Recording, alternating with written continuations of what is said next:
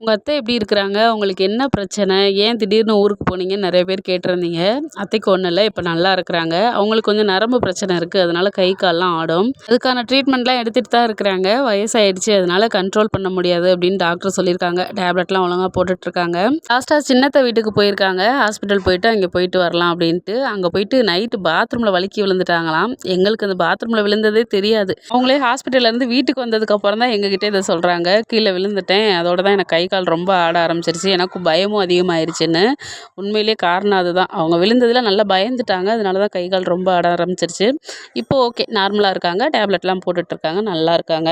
நான் என்னைக்கு சர்ச்சுக்கு முன்னாடி ட்ரெஸ் எல்லாம் எடுத்து ரெடியா வைக்கிறேனோ, அன்னைக்கு சர்ச்சுக்கு மாட்டேன். அதே மாரி தான் இன்னைக்கும் நடந்துச்சு. இனியாப்பா நைட் லேட்டா தான் வந்தாங்க. அதனால நானே எழுப்பல. அவர் தூங்கட்டுன்னு விட்டாச்சு. காலையில எந்திரிச்சு கீரை கடைஞ்சிட்டு, கருவாடு மட்டும் வறுத்து சாப்பிட்டுட்டோம். அப்புறம் இந்த மளிகை ஜாமான்லாம் வாங்கியிருந்தோமோ, அது எல்லாத்தையும் எடுத்து அரேஞ்ச் பண்ணி வச்சாச்சு. புஷ்பா, நிர்மலா, சிவலக்ஷ்மி, சுகன்யா அவங்களுக்கு மிகப்பெரிய ஹாய். மீண்டும் சந்திப்போம். டடா!